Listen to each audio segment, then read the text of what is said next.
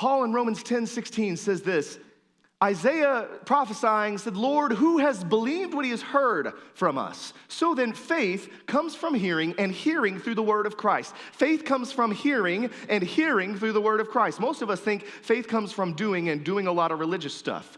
That's not what the Bible says. The Bible says faith comes from hearing. And I wonder how often we've got a big headset on, and in this ear, we've got Netflix, Hulu, and Amazon, and Disney Plus, and in this ear, we've got CNN, Fox News, and MSNBC, and the Washington Post, and we're just going around, wow, my faith has just been really low lately. We're just blasting both ears at the same time, just going, I just don't see God like I used to. I just can't really hear God like I used to. I just don't feel as much faith as I used to. And then on top of that headset, we've got all of our friends' opinions and all of their input and criticism. And over here, we've got all of our family's expectations and all their criticisms. And we go, I wonder why my faith is low. I wonder why I've been so discouraged lately.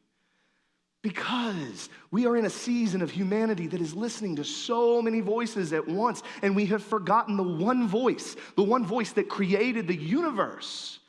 And I believe this is a season and a time in humanity where we need to get back to the Bible. We need to put down the TV remote. We need to put down the smartphone and get back to the Bible and what God has already said, because we're living in a time where truth is being contorted and twisted to whatever somebody else might want it to be in the moment. And we're living in a time where evil is being called good and good is being called evil. And we have people that are professional actors that get up and practice immoralism and lewdness and do every wicked act on television screens lecturing us on morality. Are you kidding me? Now more than ever, we need to pick up the Bible and say, Creator of the universe, what have you said? What have you said? I want to take all this stuff off. I want to listen to what you've said, God. I want faith to come, but it doesn't come by trying. It doesn't come by doing. It doesn't come by, I've been sweeping the floors at church for 38 years. I just don't know why I don't have more faith. Listen. Listen not only to what Christ has said, but what Christ is saying. We can't value God. People are like, does God still speak today? I'm like, have you listened to anything he's already said? Well, no. Well, then how would you even know his voice if he walked up to you on the street? We have to look at what he's already said first in the scriptures.